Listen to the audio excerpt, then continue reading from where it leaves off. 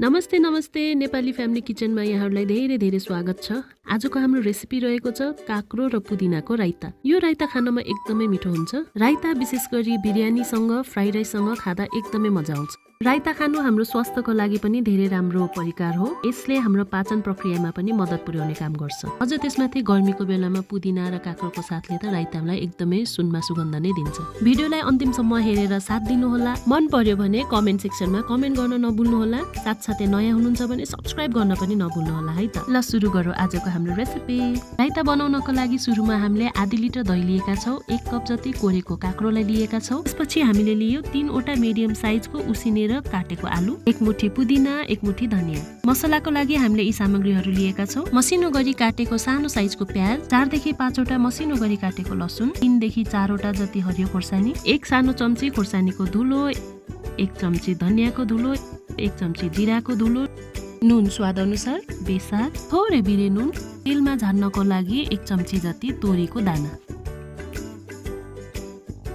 अब मैले अघि नै लिएको दही हालेको भाँडोलाई लिए। त्यसमा मैले हाले कोरेको काक्रो,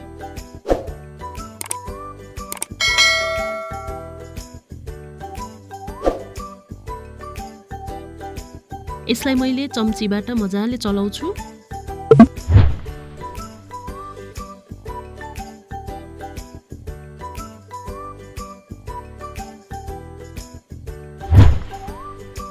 चम्चीको सट्टा हामीले यसरी एउटा बिटरले पनि चलाउन सक्छौँ।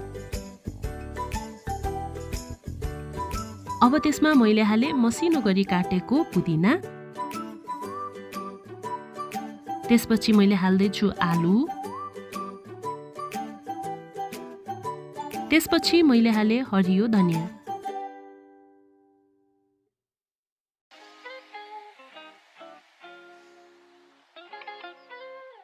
अब हाले लसुन, मसिनो गरी काटेको प्याजलाई हाले, त्यसपछि हाले मसिनो गरी काटेको खोर्सानी,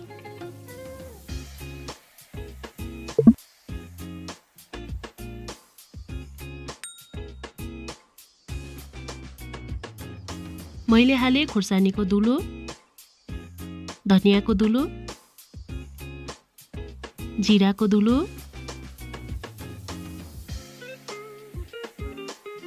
त्यसै गरी नुन, बेसार र बिरे नुन।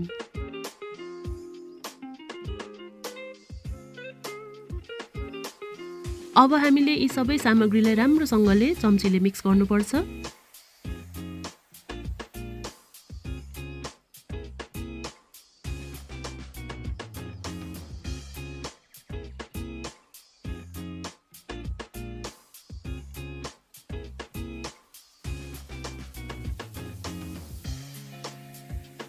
हेर्नुस् त हाम्रो बिरयानीसँग खानको लागि राइता लगभग तयार भइसकेको छ। अब मैले इन्डक्सन चुलोमा एउटा तड्का लाउने भाँडोलाई बसालेको छु। त्यसमा मैले 2 देखि 3 चम्ची जति हाले तोरीको तेल। तेल हल्का तातो भइसकेपछि मैले अघि लिएको तोरीको दानालाई हाले। तोरीको दाना मजाले पटपट गर्दै फ्राई भइसकेको छ। यसलाई हामीले धेरै भुट्नु पर्दैन। अब यसमा फेरि थोरै बेसार मैले हाले। अब हामीले चुलोलाई अफ गर्नुपर्छ।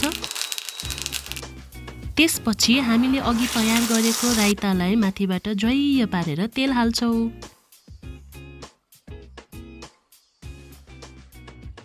यसलाई सबैतिर लाग्ने गरी राम्रोसँगले मिक्स गर्छौँ। हाम्रो मिठो पिरो काक्रो पुदिनाको राइता बिरयानीसँग खानको लागि रेडी भइसकेको छ।